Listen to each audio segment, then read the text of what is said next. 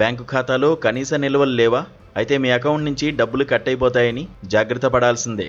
గడిచిన 3 ఏళ్లలో కనీస నిల్వల నిబంధన పేరుతో ప్రైవేట్ రంగ బ్యాంకులు ఏకంగా 11,000 కోట్ల రూపాయలు వసూలు చేసినట్లు కేంద్ర ప్రభుత్వం పార్లమెంటుకు వెల్లడించింది.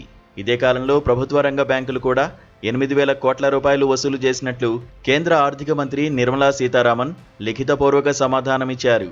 అంటే కేవలం మినిమం బ్యాలెన్స్ లేదనే కారణంతో ఖాతాదారుల నుంచి బ్యాంకులు సుమారు 19,000 కోట్ల రూపాయలు పిండేయడం ప్రస్తుతం సంచలనంగా మారింది.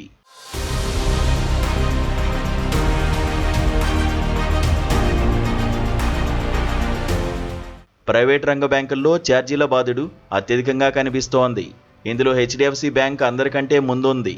గడిచిన 3 ఏళ్లలో ఈ బ్యాంక్ ఏకంగా 3,800 కోట్ల రూపాయలను ఛార్జీల రూపంలో వసూలు చేసింది.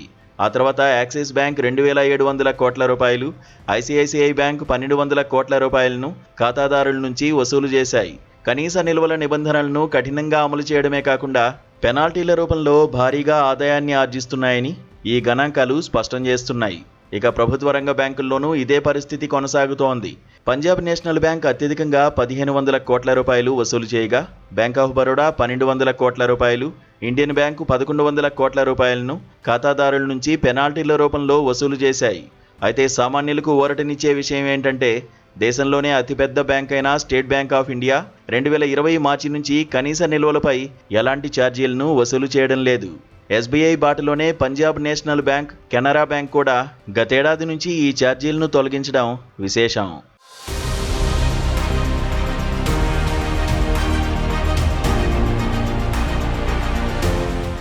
ప్రభుత్వ రంగ బ్యాంకులు కొన్ని ఈ ఛార్జీలను ఎత్తివేసినా, ప్రైవేట్ రంగ బ్యాంకులు మాత్రం ఇప్పటికీ ఖాతాదారుల నుంచి భారీగా వసూళ్లను కొనసాగిస్తున్నాయి.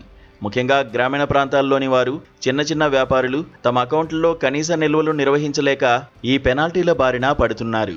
ద్రవ్యోల్బణం పెరుగుతున్న తరుణంలో తమ సొంత డబ్బును బ్యాంకులో దాచుకున్నందుకు ఇలాంటి ఛార్జీలు చెల్లించాల్సి రావడంపై ఖాతాదారులు అసహనం వ్యక్తం చేస్తున్నారు. మరి భవిష్యత్తులోనైనా ఆర్బీఐ ఈ ఛార్జీలపై నియంత్రణ విధిస్తుందా అనేది చూడాలి.